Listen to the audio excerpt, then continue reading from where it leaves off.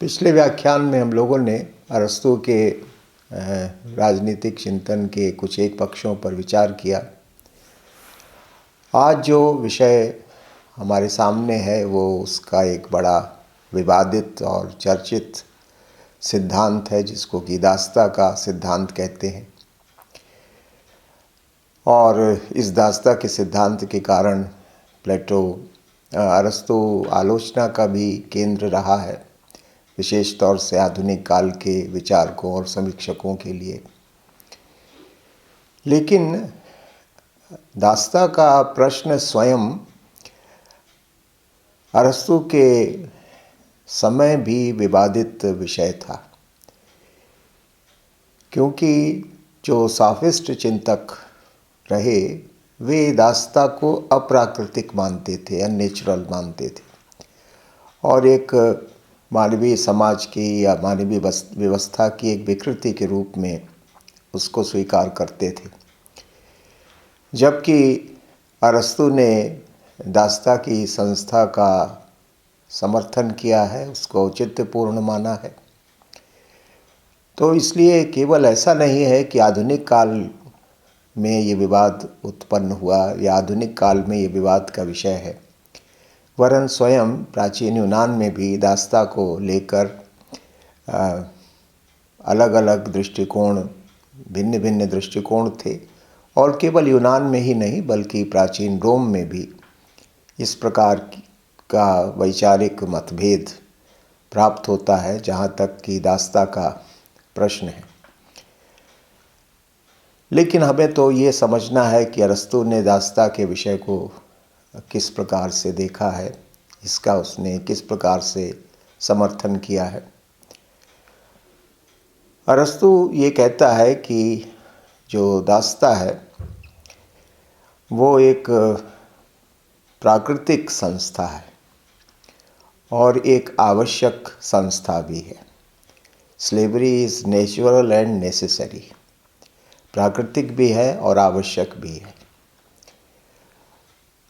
उसका मत है कि दास्ता प्राकृतिक इसलिए है क्योंकि प्रकृति ही मनुष्यों में भिन्न भिन्न प्रकार की क्षमताएं उत्पन्न करती है और उसके पीछे प्रकृति का प्रयोजन होता है कि जो समष्टि है उसके संचालन के लिए, उसकी व्यवस्था के लिए भिन्न भिन्न प्रकार की क्षमताओं के मनुष्यों की आवश्यकता होती है। हर मनुष्य में, जैसा कि अरस्तू मानता है कि उसके तीन पक्ष होते हैं, एक उसका वेजिटेटिव पार्ट है, एक उसका इमोशनल पार्ट है और एक उसका रेशनल पार्ट है। ये तो अरस्तू भी मानता है। अरस्तू का ये मानना है कि जो वेजिटेटिव पार्ट है या जो इमोशनल पार्ट है और जो रेशनल पार्ट है, ये सभी मनुष्यों में प्राप्त होता है। लेकिन प्रकृति मुख्यतः दो प्रकार के मनुष्य उत्पन्न करती है।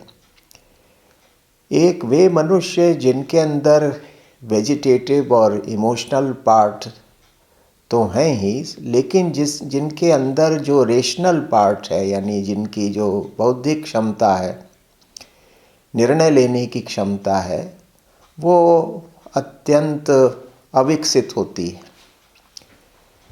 एक तो इस प्रकार के, यानी कि वे इस मनुष्य होते हैं, ये वे उस प्रकार के मनुष्य होते हैं जिनके अंदर जो शारीरिक पक्ष है वो तो विकसित है, लेकिन जिनका जो मानसिक और बौद्धिक पक्ष है वो पर्याप्त रूप से विकसित नहीं है।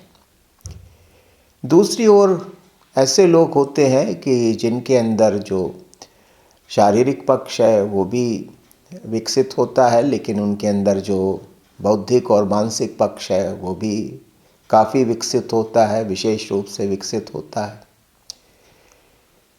इसलिए जहाँ तक बौद्धिकता का संबंध है, रेशनैलिटी का संबंध है, इस दृष्टि से समाज में दो प्रकार के लोग होते हैं। एक वे लोग जिनके अंदर बौद्धिक पक्ष कम विकसित है, लेकिन शारीरिक पक्ष अधिक विकसित है, प्रबल है। दूसरे वो लोग जिनके अंदर शारीरिक पक्ष विकसित है लेकिन साथ साथ जिनका बौद्धिक पक्ष भी काफ़ी प्रबल है, काफ़ी विकसित है। इसका आशय ये है कि जो पहले प्रकार के लोग होते हैं उनको उनके अंदर शारीरिक श्रम करने की सामर्थ्य तो होती है, लेकिन उनकी निर्णय क्षमता, उनकी जो निर्णय क्षमता होती है वो दुर्बल होती है। क्यों? क्योंकि उनके अंदर बुद्धि का तत्व पर्याप्त रूप से विकसित नहीं होता। अल्प विकसित तो होता है लेकिन पर्याप्त रूप से विकसित नहीं होता। लेकिन दूसरी तरफ ऐसे लोग होते हैं कि जिनके अंदर बुद्धि का पक्ष प्रबल है और जिनकी निर्णय क्षमता भी इसलिए विकसित है। वे किसी भी परिस्थिति में उचित अनुचित का निर्धारण भली प्रकार से कर सकते हैं। वे अपने पर भी नियंत्रण कर सकते हैं, अपने मार्ग को भी भली प्रकार से निर्धारित कर सकते हैं और दूसरे का भी मार्गदर्शन कर सकते हैं। लेकिन वे लोग जिनके अंदर बौद्धिक पक्ष कम विकसित होता है, वे अपना ही मार्ग निर्धारित नहीं कर सकते और दूसरे का मार्गदर्शन करने की सामर्थ्य तो होने का फिर प्रश्न ही पैदा नहीं होता। तो इस तरह से समाज में ये दो प्रकार का वर्गीकरण, ये दो प्रकार के लोग पाए जाते हैं। जो बौद्धिक रूप से विकसित होते हैं उनकी संख्या हमेशा कम होती है, लेकिन जिनके अंदर शारीरिक सामर्थ्य अधिक है, शारीरिक सामर्थ्य प्रबल है, ऐसे लोगों की संख्या अधिक होती है। और इसी आधार पर वो ये मानता है कि दास्ता की संस्था अस्तित्व में आई है। इसलिए अगर दास्ता की संस्था अस्तित्व में है तो ये एक प्रकृति प्रदत्त संस्था है, एक नेचुरल इंस्टीट्यूशन है। जो दास होते हैं वे शारीरिक सेवा करने के काम में, शारीरिक श्रम के कार्यों में काफ़ी सामर्थ्यशाली होते हैं, लेकिन वे अपने जीवन के विषय में निर्णय लेने में या दूसरे का मार्गदर्शन करने में उतने सामर्थ्यशाली नहीं होते। तो इसलिए समाज में एक दास वर्ग होगा ही होगा और एक स्वामी वर्ग होगा। तो इस तरह से वो मास्टर और स्लेव दोनों का औचित्य बताता है कि क्षमताओं के भेद के कारण शारीरिक क्षमता से संपन्न लोगों को वो दास कहता है और मानसिक और बौद्धिक क्षमता से संपन्न लोगों को वो स्वामी की श्रेणी में रखता है। तो इसलिए, और ये जो डिस्टिंक्शन है, ये जो भेद है, ये प्रकृति उत्पन्न करती है। इसलिए दास्ता की संस्था प्राकृतिक है, एक नेचुरल इंस्टीट्यूशन है। समाज के या व्यवस्था के संचालन में दोनों प्रकार की क्षमताओं की आवश्यकता होती है, क्योंकि समाज में बहुत सारे कार्य ऐसे होते हैं जहाँ पर शारीरिक शक्ति की, शारीरिक श्रम की आवश्यकता होती, और समाज में कई ऐसे कार्य भी होते हैं जहाँ पर कि बौद्धिक परिपक्वता की आवश्यकता होती है, मानसिक सामर्थ्य की आवश्यकता होती है। तो इसलिए समग्र का जो हित है उसके लिए दोनों प्रकार की क्षमताओं से युक्त मनुष्यों की आवश्यकता होती है। तो इसलिए स्लेवरी में कुछ भी अननेचुरल नहीं है, उसमें कुछ भी अप्राकृतिक या अस्वाभाविक नहीं है। मानव जीवन की, मानव समाज की विभिन्न आवश्यकताओं की पूर्ति के लिए प्रकृति व्यवस्थाएं अपने तरीके से बनाती है और उनको स्वीकार करना और उनके अनुसार समाज की व्यवस्था का संचालन करना ये सभी के हित में होता है। इसलिए स्लेवरी न केवल नेचुरल है बल्कि नेसेसरी भी है, आवश्यक भी है। आवश्यक इसलिए क्योंकि आप, जैसा कि मैंने पहले संकेत किया, कि घर के प्रबंध में दास की एक भूमिका अरस्तू ने मानी है कि घर में 3 प्रकार के परिवार का निर्माण 3 प्रकार के संबंधों से होता है। इसका उल्लेख पिछली बार हो चुका है। पति पत्नी का संबंध, माता पिता और बच्चों का संबंध, और दास और स्वामी का संबंध। परिवार के संचालन में जो स्वामी है वो परिवार के जो मूलभूत निर्णय हैं उन निर्णयों को करने का दायित्व उसका है, और उसके साथ साथ जो परिवार में संस्कार शिक्षा का जो दायित्व है, अनुशासन का जो दायित्व है, वो भी स्वामी वर्ग का होता है। लेकिन गृह प्रबंध में बहुत सारी शारीरिक और भौतिक क्रियाएं भी करनी होती हैं, और उन सब शारीरिक भौतिक क्रियाओं को करने के लिए दास की आवश्यकता होती है।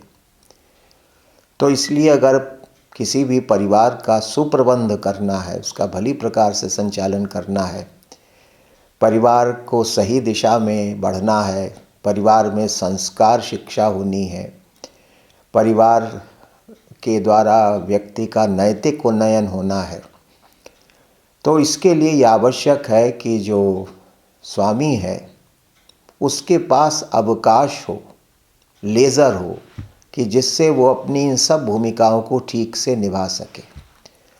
और उसको ये अवकाश तभी प्राप्त होगा जबकि जो परिवार की भौतिक आवश्यकताओं को पूरा करने से संबंधित जो विभिन्न प्रकार के दायित्व हैं, जो विभिन्न प्रकार की क्रियाएं हैं, उनको करने के लिए एक दास वर्ग हो।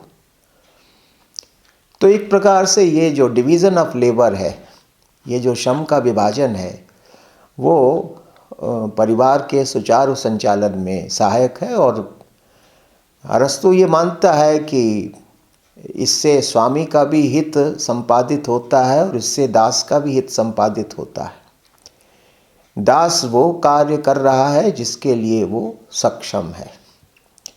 मालिक के मार्गदर्शन में वो अपनी शारीरिक क्षमता का उपयोग कर रहा है तो उसकी शारीरिक क्षमताओं का सदुपयोग होगा, क्योंकि उसके अंदर स्वयं निर्णय करने की, अपनी क्षमताओं का भली प्रकार से उपयोग करने की मानसिक या बौद्धिक सामर्थ्य नहीं होती है, तो इसलिए जब उसको स्वामी से मार्गदर्शन मिलता है तो उसकी अपनी शारीरिक क्षमताओं का सदुपयोग होता है।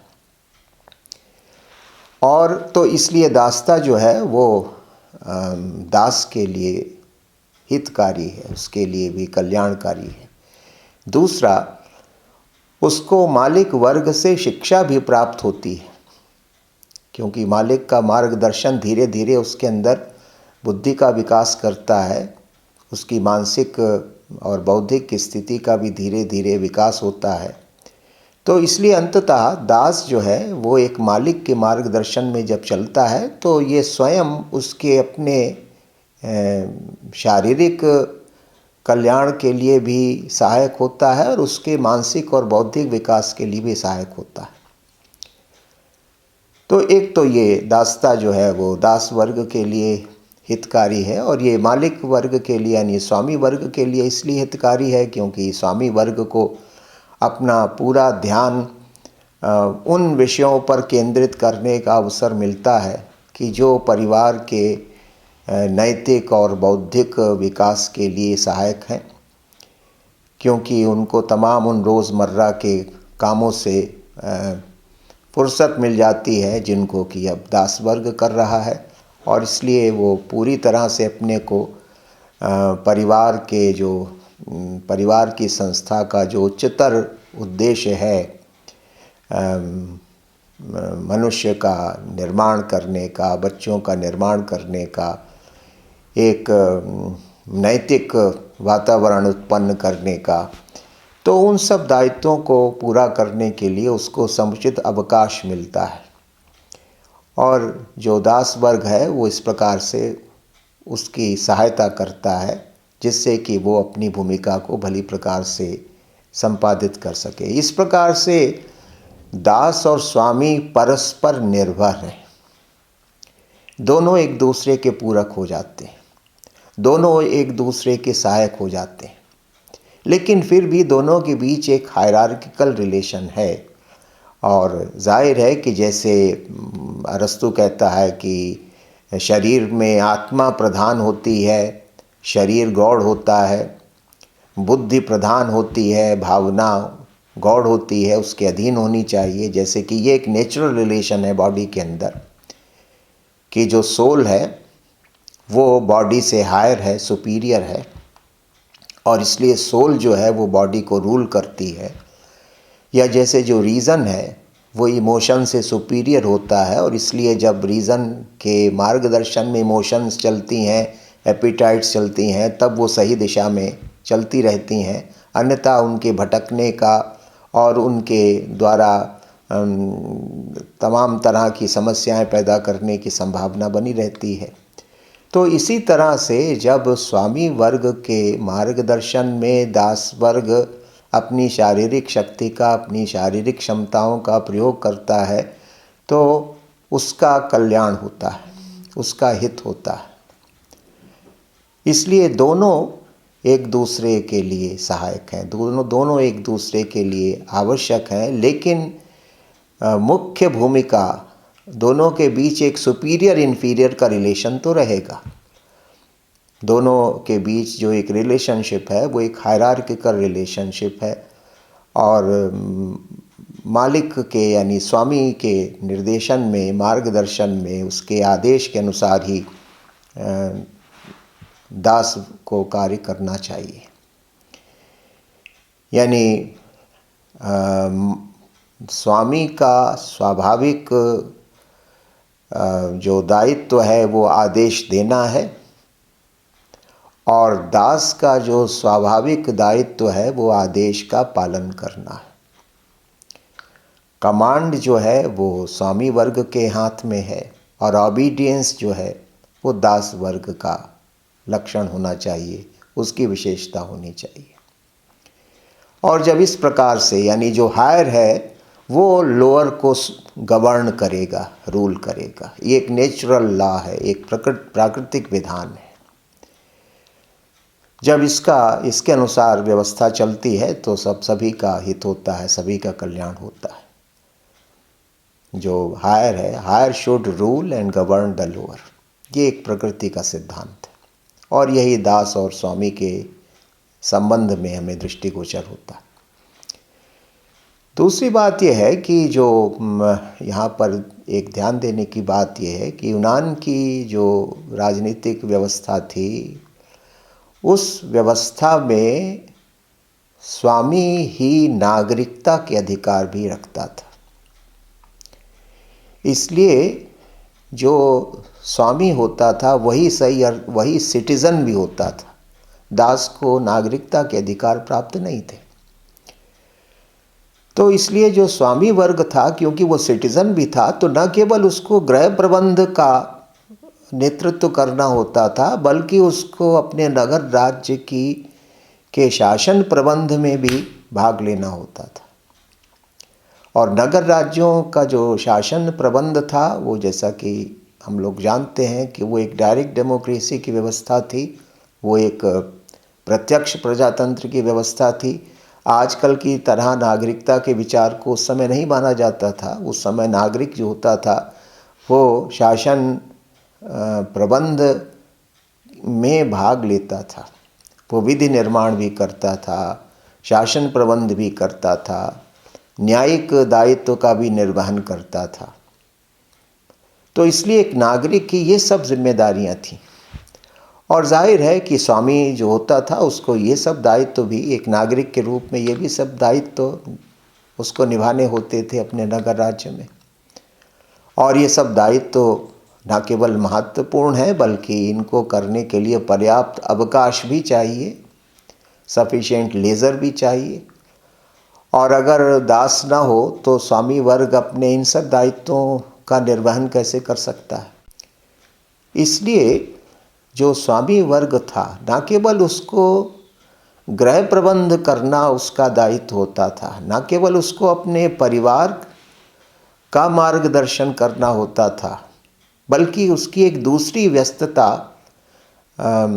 शासन प्रबंध के कार्य में प्रत्यक्ष भागीदारी के कारण भी होती थी, क्योंकि उसको देश की राजनीति में एक्टिवली पार्टिसिपेट करना होता था। हम लोगों की तरह वो पैसिव सिटीजनशिप का सिद्धांत यूनान में नहीं माना जाता था कि केवल मताधिकार प्राप्त है और मताधिकार का प्रयोग कर लिया है, या सरकार के ऊपर कभी कोई टीका टिप्पणी कर दी, किसी राजनीतिक दल की सभा में चले गए तो केवल यहीं तक हमारे पॉलिटिकल फंक्शंस खत्म हो जाते हैं।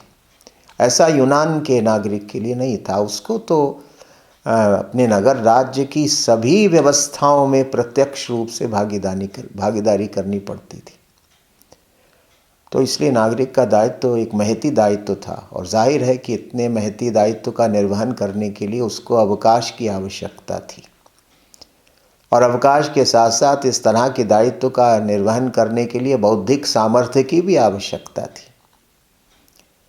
तो इसलिए स्वामी वर्ग अपनी बौद्धिक सामर्थ्य के कारण और अवकाश के कारण अपनी भूमिका को भली प्रकार से निभा सकता था।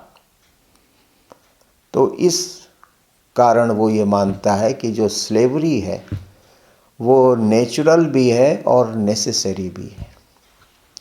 दासता की संस्था प्राकृतिक भी है और आवश्यक भी है, और इसलिए यूनान में दासता के सिद्धांत को स्वीकार भी किया जाता था, और दासों की स्थिति को लेकर भी हम ये कह सकते हैं कि काफ़ी उनके साथ संतोषजनक व्यवहार होता था। यद्यपि रोमन साम्राज्य में तो दासों की स्थिति खराब थी, लेकिन यूनान के विषय में अनेक प्रकार के जो वृतांत मिलते हैं इतिहासकारों की विश्लेषण में, उसमें ये कि दासों की भी उनके भी अपने कुछ अधिकार होते थे, उनको भी बहुत सारी सुविधाएं प्राप्त थीं और उनका भी ध्यान रखा जाता था। तो इस आधार पर प्लेटो ने दासता की संस्था का पक्ष पोषण किया है। अरस्तु ने दासता की संस्था का पक्ष पोषण किया। फिर वो एक दूसरी दृष्टि से भी दासता के ऊपर विचार करता है। वो कहता है कि दास दो प्रकार के होते हैं, एक स्लेव बाय नेचर और दूसरा स्लेव बाय कन्वेंशन। एक तो नेचुरल स्लेव्स होते हैं, वो कहता है, यानी प्रकृति से स्वभाव से दास होते हैं, और जो अभी तक हम लोगों ने वर्णन देखा वो उन दासों के लिए है जो कि प्रकृति से दास हैं, स्लेव बाय नेचर हैं, जिनके अंदर बौद्धिक क्षमता कम विकसित है और शारीरिक सामर्थ्य, शारीरिक शक्ति अधिक विकसित है। लेकिन एक दूसरे प्रकार की दासता की संस्था भी यूनान में और प्राचीन सभ्यताओं में विकसित थी, जिसको कहते हैं स्लेव बाय कन्वेंशन, कि जो प्रथा के आधार पर दास बना लिए जाते थे। अब प्रथा के आधार पर दास बनाने का मतलब क्या है? और प्रथा के आधार पर दास बनाने का मतलब ये था कि यूनान में भी और रोम में भी ये होता था कि जो युद्ध होते थे राज्यों के बीच में, उसमें जो राज्य पराजित हो जाता था उस राज्य के लोगों को विजेता राज्य अपना गुलाम बना लेता था, अपना दास बना लेता था, और ये बड़े पैमाने पर ये प्रैक्टिस प्रचलन में थी। तो युद्ध में विजय पराजय के आधार पर भी दास बनाए जाते थे, और इस प्रकार के दासों को स्लेव बाय कन्वेंशन कहा जाता था। कि ये यानी कोई ऐसी संभावना हमेशा थी कि कोई व्यक्ति प्रकृति से दास ना हो, लेकिन प्रथा के कारण वो दास बन गया है। युद्ध में पराजित हो गया कोई देश, तो वहाँ के लोगों को उन्होंने दास बना लिया। ऐसे लोगों ने अपनी स्वतंत्रता को खो दिया, वे फ्री मैन नहीं रहे, बल्कि वो स्लेव हो गए। प्लेटो इस प्रकार की दासता का आलोचक है, और उसका अपना तर्क है। वो ये कहता है कि स्लेव बाय कन्वेंशन की व्यवस्था इसलिए गलत है क्योंकि युद्ध में विजय पराजय तो बहुत सारे संयोगों पर निर्भर करती है। कि जो वार है उसमें तो बहुत कुछ संयोग, एक्सीडेंट्स, बहुत तरह की कंटिजेंसीज, ये सब चीज़ें युद्ध में मैटर करती हैं। कभी कभी एक श्रेष्ठ राज्य युद्ध में पराजित हो जाता है, कभी कभी एक वीर सेना युद्ध में पराजित हो जाती है। तो इसलिए युद्ध में जय पराजय तो संयोग पर आधारित होता है। दूसरी बात यह है कि युद्ध प्रायः अन्यायपूर्ण भी होते हैं। वार्स जो होते हैं वो अनजस्ट वार्स होते हैं।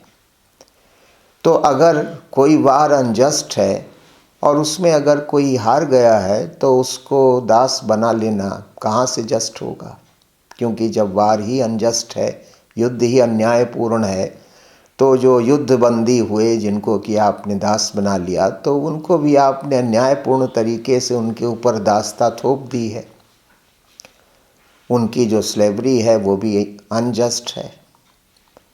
इसलिए वो कहता है कि युद्ध में जय पराजय के आधार पर दास बनाना उचित नहीं है,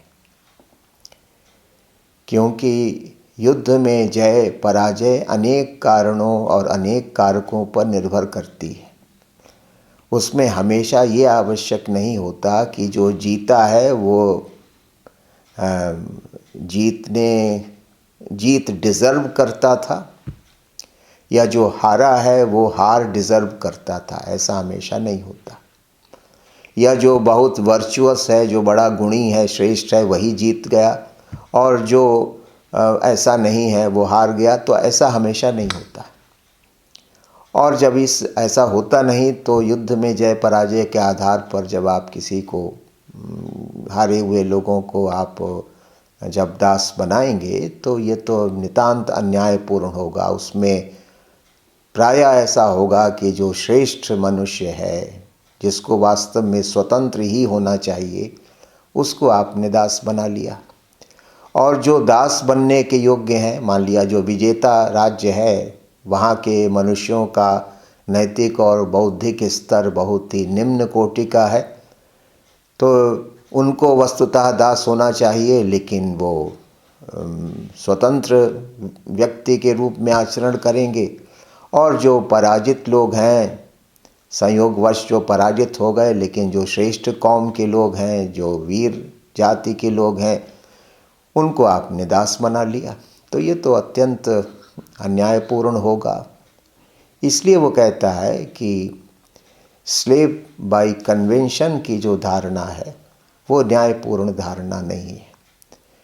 यहाँ पर जब आप दास किसी को बना रहे हैं तो ये अननेचुरल है, ये अप्राकृतिक है, क्योंकि वो व्यक्ति दास होना डिज़र्व नहीं करता, वो स्वतंत्र होना डिज़र्व करता। लेकिन युद्ध के परिणाम ने उसकी स्थिति को बदल दिया।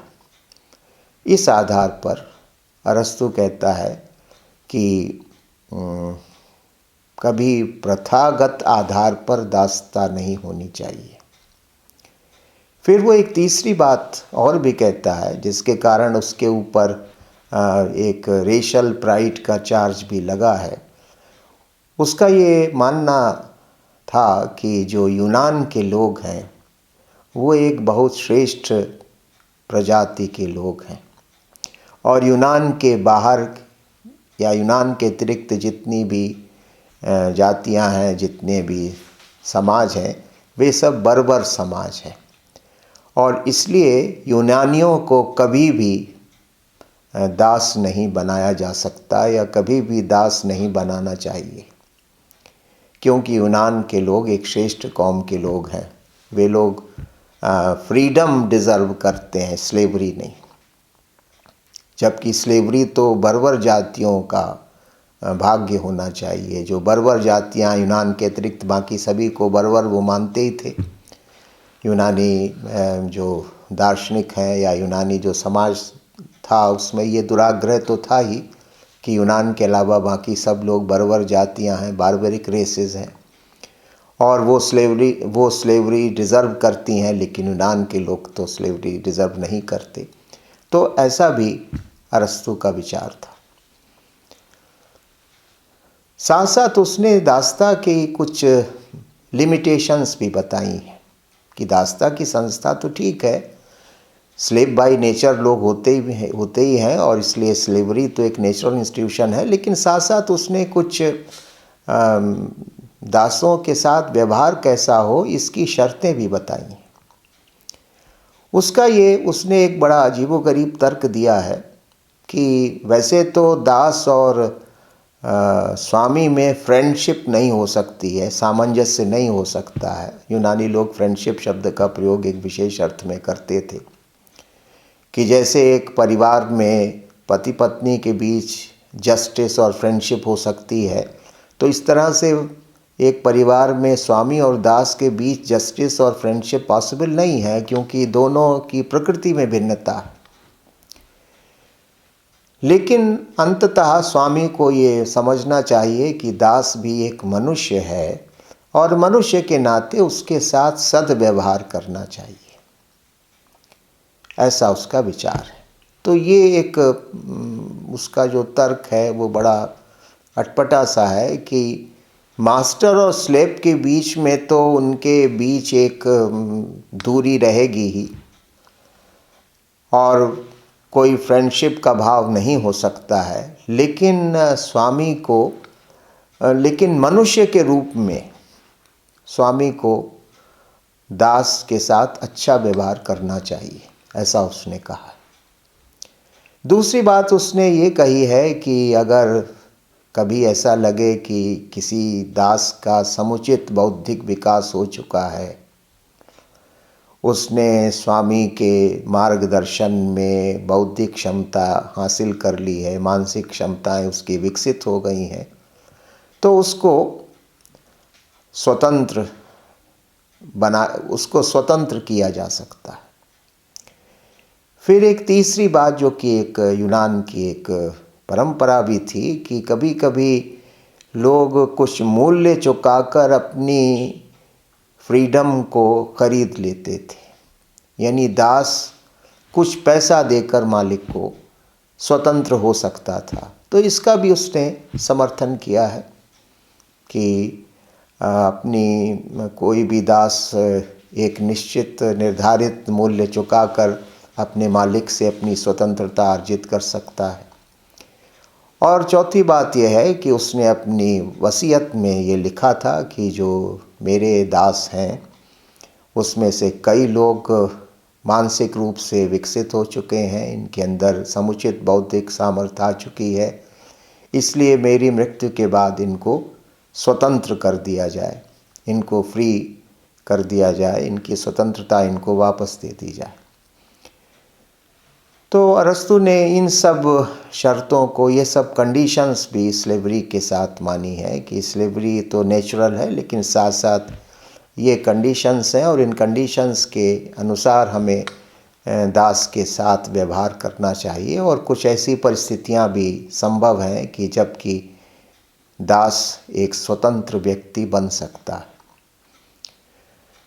तो इस आधार पर अरस्तु ने अपने दास्ता के विचार का प्रतिपादन किया और जैसा कि मैंने बताया कि दास्ता का ये सिद्धांत उसके समय भी आलोचना का विषय रहा। सॉफिस्ट लोग भी इसकी आलोचना करते थे, स्लेवरी को अननेचुरल मानते थे। उसके बाद आगे चल के रोमन राजनीतिक चिंतन में भी सिसरो आदि जो विचारक थे वे मानवीय स्वतंत्रता के बड़े पक्षधर थे और वे लोग भी दास्ता को एक निकृष्ट संस्था के रूप में मानते थे।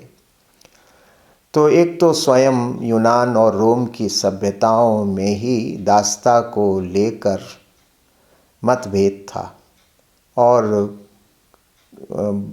कई लोग दास्ता की संस्था को अनुचित मानते थे, उसकी आलोचना करते थे। फिर अरस्तु ने जो शर्तें बताई हैं कि दासों के साथ कैसा व्यवहार किया जाना चाहिए, उससे भी ये स्पष्ट हो जाता है कि अरस्तु भी ये मानता तो था ही कि दास्ता की संस्था दासों के साथ दुर्व्यवहार हो सकता है, उनका दुरुपयोग भी हो सकता है और ये मानवता की दृष्टि से श्रेष्ठ नहीं होगा, उचित नहीं होगा। तो इसलिए उसने कंडीशंस भी लगाई हैं दासता की संस्था को प्राकृतिक मानते हुए भी। आधुनिक काल में तो जो कि व्यक्तिवादी और उदारवादी दर्शन के आने के बाद किसी भी तरह की दासता को अमानवीय, इनह्यूमन माना जाता रहा है और जितना भी पिछले कई शताब्दियों का राजनीतिक चिंतन है उसने कभी दासता की संस्था को स्वीकार नहीं किया और उसकी कटु आलोचना ही होती रही। अमेरिका में अवश्य दासता की संस्था विद्यमान थी। अमेरिका की स्थापना से लेकर और अब्राहम लिंकन की प्रेसिडेंसी तक, और हम लोग जानते हैं कि वहाँ पर जो सिविल वार हुआ, उस सिविल वार का एक बहुत बड़ा कारण दासता की ये संस्था थी जो कि अमेरिका में काफ़ी प्रचलन में थी। और ये सिविल वार इतना भयानक हुआ और इतना इसमें इतना खून खराबा हुआ कि और अंततः इसी सिविल वार में दासता का विरोध करने के कारण अब्राहम लिंकन को अपने प्राणों का बलिदान भी करना पड़ा। लेकिन अंततः अमेरिका को भी दासता की प्रथा को समाप्त करना ही पड़ा और उन्होंने भी इसको एक बुराई के रूप में, मानव समाज और मानव राजनीति की एक बुराई के रूप में ही अंततः इसको देखा। तो इस प्रकार से अरस्तु की आलोचना न केवल उसके अपने समय में हुई दासता की संस्था को लेकर, बल्कि आधुनिक काल में भी ये संस्था एक विकृति के रूप में ही स्वीकार की जाती रही है। दूसरा जो जुड़ा हुआ एक पक्ष है वो उसका संपत्ति का सिद्धांत है। यहाँ पर एक महत्वपूर्ण बात यह है कि अरस्तु कहता है कि परिवार के संचालन के लिए हमें निर्जीव उपकरण भी चाहिए और सजीव उपकरण भी चाहिए। उसका जो संपत्ति का विचार है वो एक प्रकार से उसका आर्थिक दर्शन है, उसकी इकोनॉमिक्स है।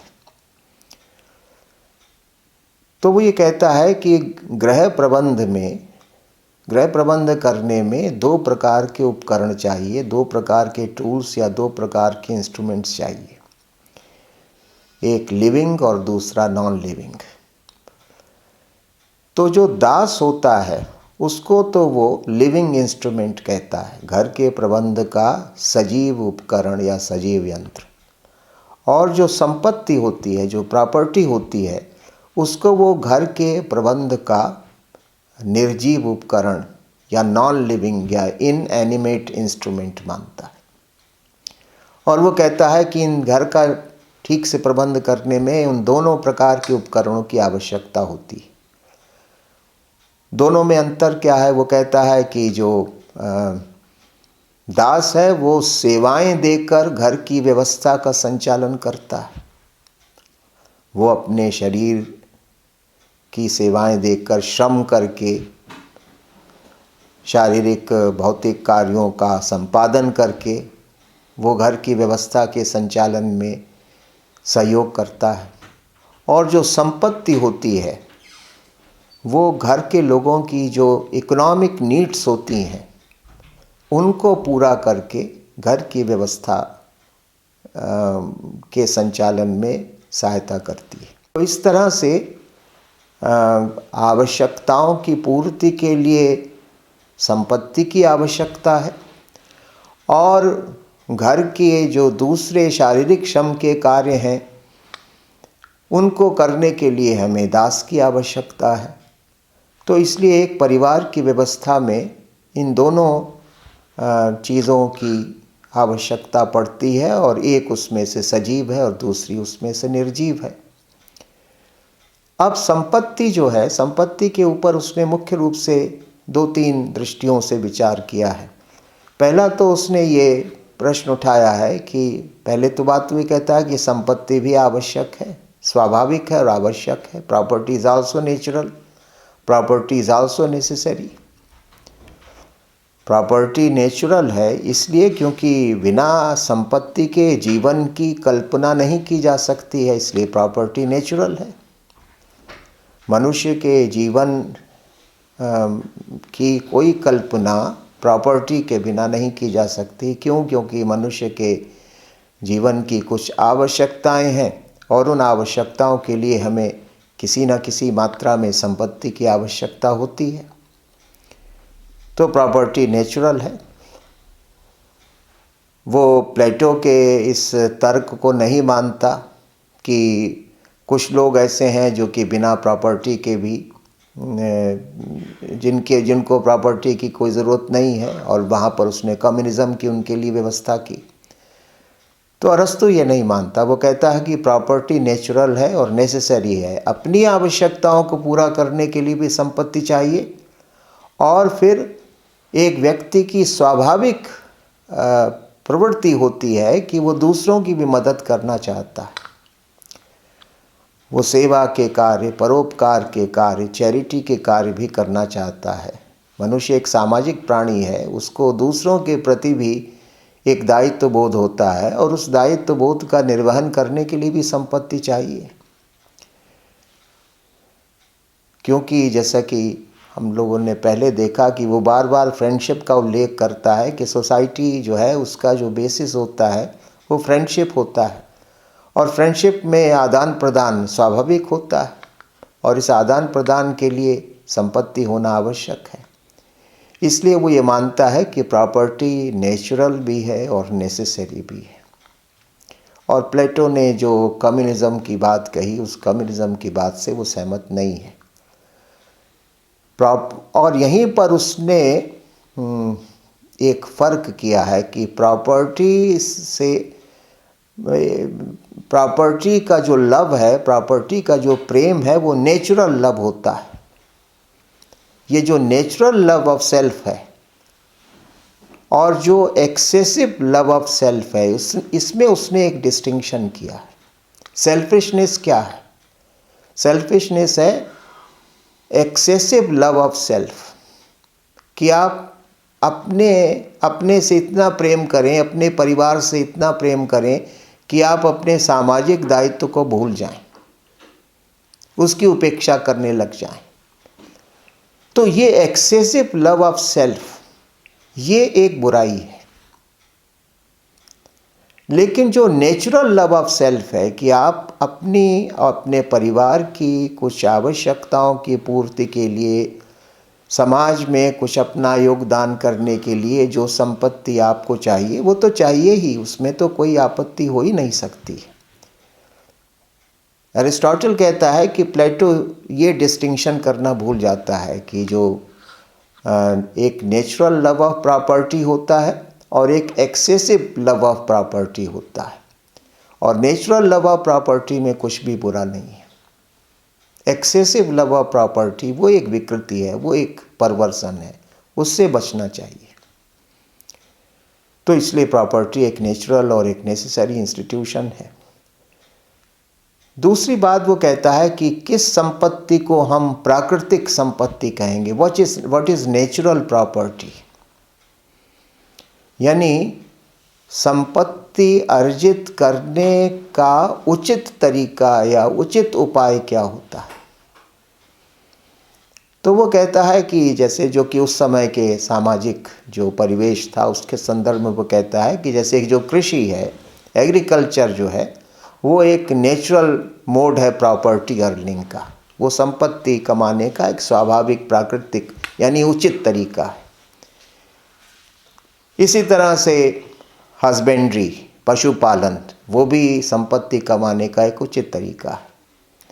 इसी तरह से हंटिंग, अब इस हंटिंग में वो पशु पक्षियों का शिकार भी शामिल करता है, दूसरी भी चीज़ें इसमें करता है। आश्चर्यजनक रूप से इसी में वो डकैती को भी शामिल करता है, ब्रिगेंडेज को भी शामिल करता है।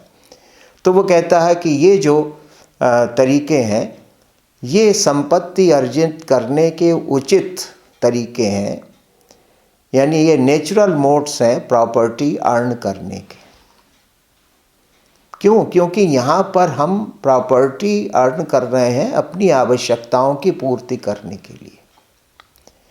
यहाँ पर हमारी आवश्यकताएं साध्य हैं।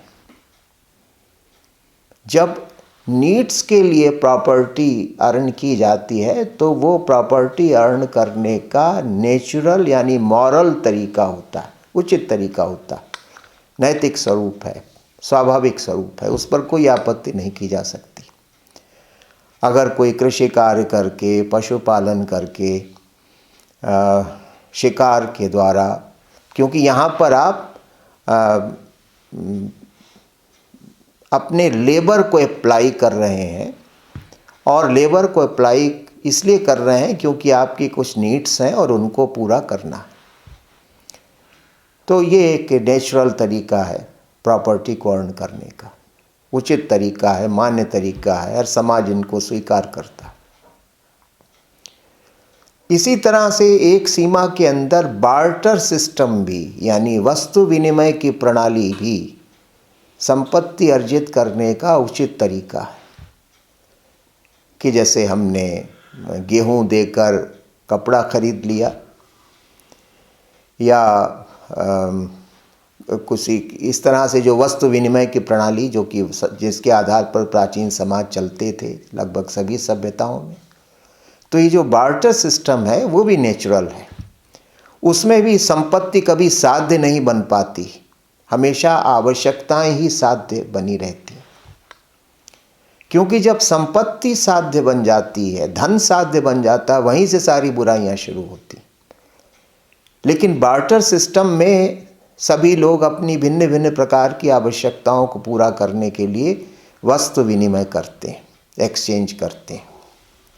तो इस प्रकार का जो विनिमय है, इस प्रकार का जो एक्सचेंज है, वो भी एक नेचुरल तरीका है, अरिस्टोटल कहता है, उसके ऊपर भी कोई आपत्ति नहीं की जा सकती। लेकिन जो ट्रेड और कॉमर्स होता है, जहाँ पर मनी का, धन का इस्तेमाल होता है, मनी एक्सचेंज जिसको कहते हैं, वहाँ पर प्रॉपर्टी धीरे धीरे साध्य बनने लगती है, फिर वो साधन नहीं रह जाती। धन जब तक साधन है, यानी हमारी आवश्यकताओं की पूर्ति का जब तक वो साधन है, तब तक तो वो शुभ है, हितकारी है। लेकिन जब धन साध्य बन जाता है, जब मनी जो है वो एंड बन जाता है, तब जो धन है वो एक विकृति बन जाती है। ऐसी प्रॉपर्टी को वो अननेचुरल प्रॉपर्टी कहता है, या अनएथिकल, ये सब चीज़ें होती। तो जो मनी एक्सचेंज यानी जब धन माध्यम बन जाता है, तो फिर लोग ज़्यादा से ज़्यादा धन कमाने में विश्वास करने लगते हैं, क्योंकि मनी को आप एक्यूमुलेट कर सकते हैं।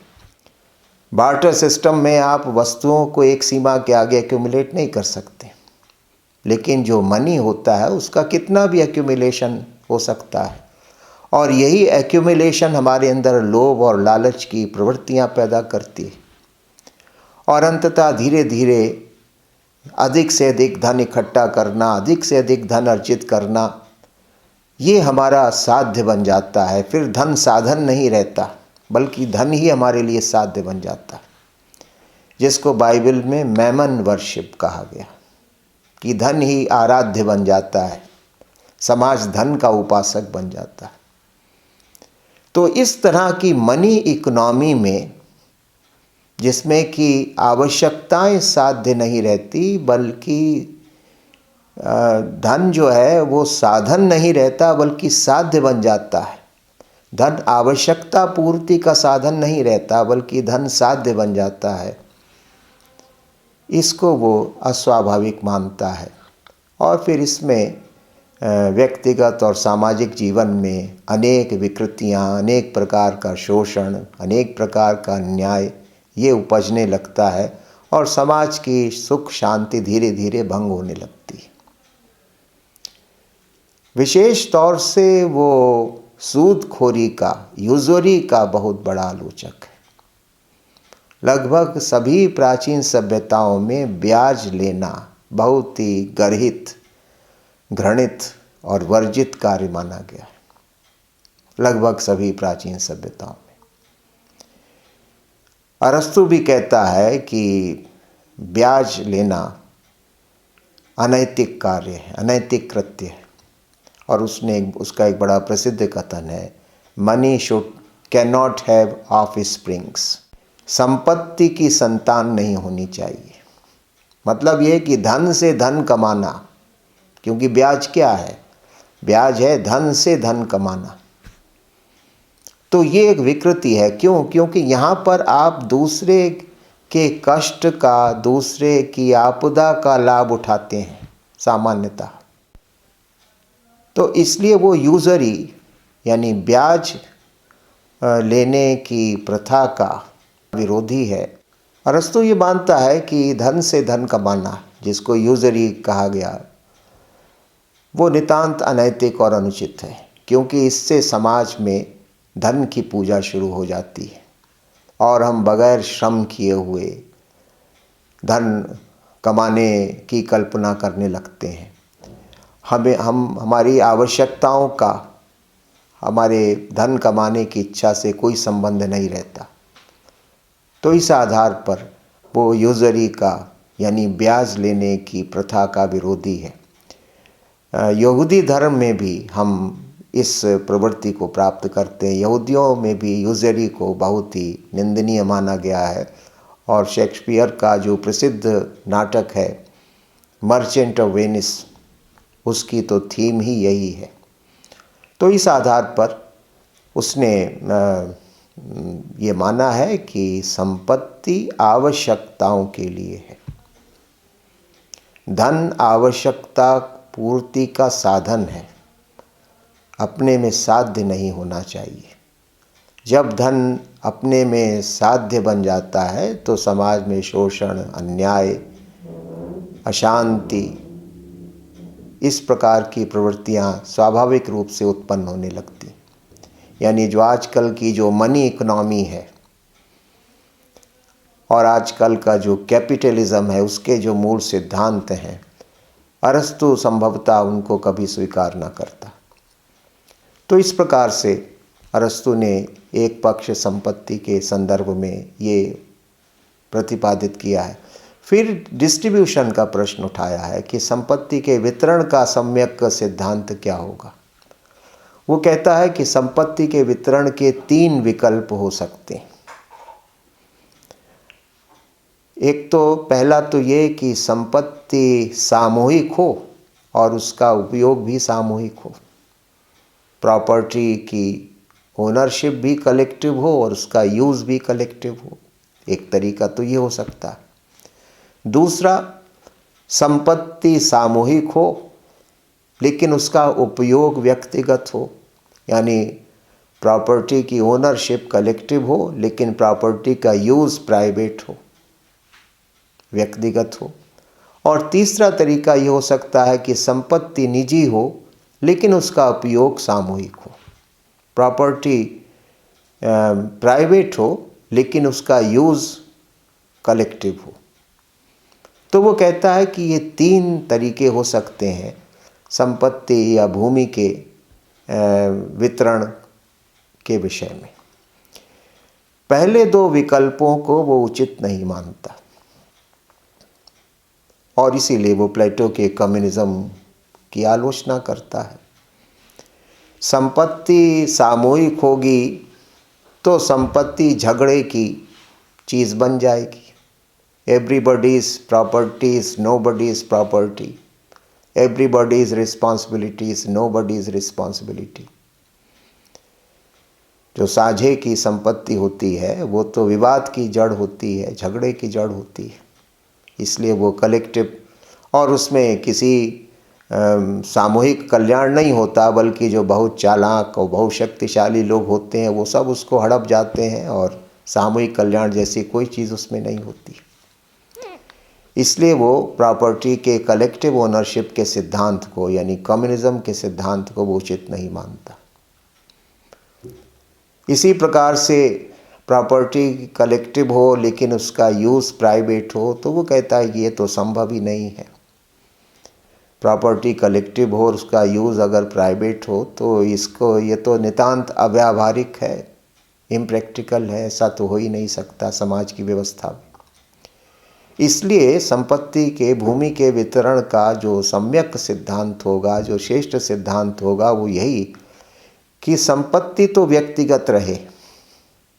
क्यों? क्योंकि संपत्ति रखना मनुष्य की एक स्वाभाविक प्रवृत्ति होती है।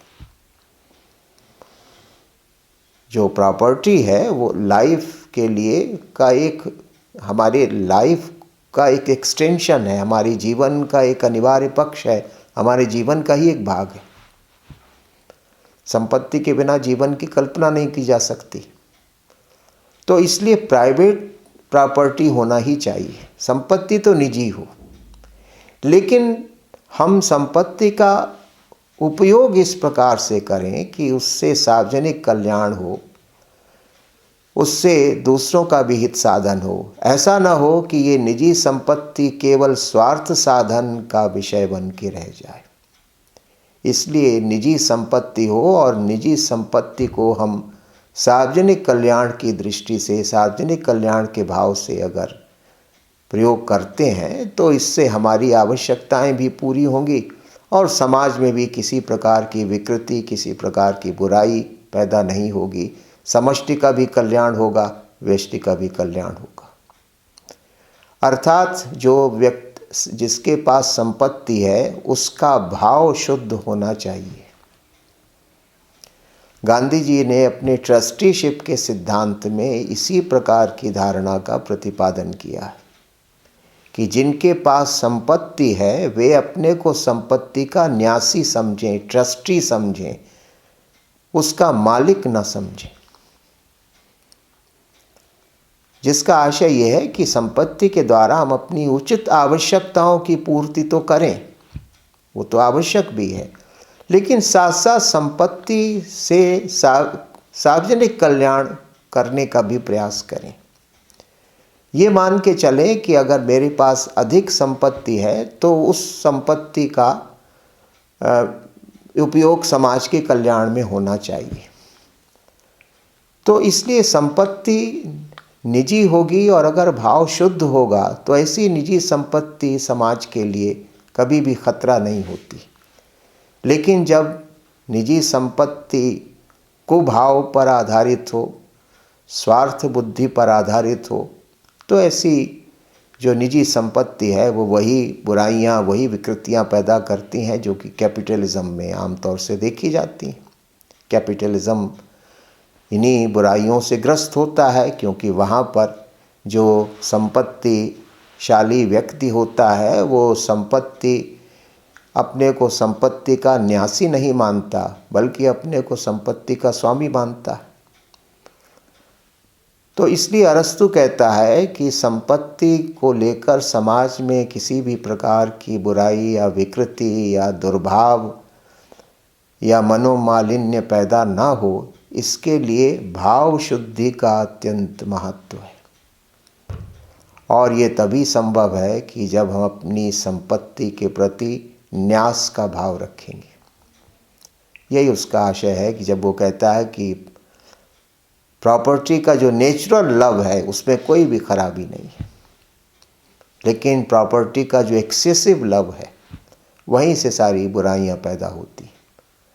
न केवल उसके मालिक के संस्कार बिगड़ते हैं, बल्कि उससे समाज में भी अनेक प्रकार की विकृतियां और बुराइयां उत्पन्न होती हैं। इसलिए संपत्ति एक अधिकार भी है और एक दायित्व भी है। वो केवल अधिकार नहीं है, जैसे कि आजकल के आधुनिक काल की धारणाओं में माना जाता है कि प्रॉपर्टी केवल एक राइट है। प्रॉपर्टी राइट भी है, लेकिन प्रॉपर्टी एक बहुत बड़ी रिस्पॉन्सिबिलिटी भी है। तो इन दोनों भावों का जब हम सामंजस्य करके चलते हैं तो संपत्ति व्यक्ति के लिए भी कल्याणकारी होती है और समष्टि के लिए भी कल्याणकारी होती है। इस आधार पर अरस्तु ने अपने संपत्ति सिद्धांत का प्रतिपादन किया है। अन्य जो अरस्तु की मान्यताएं हैं उनके ऊपर हम लोग आगे विचार करेंगे।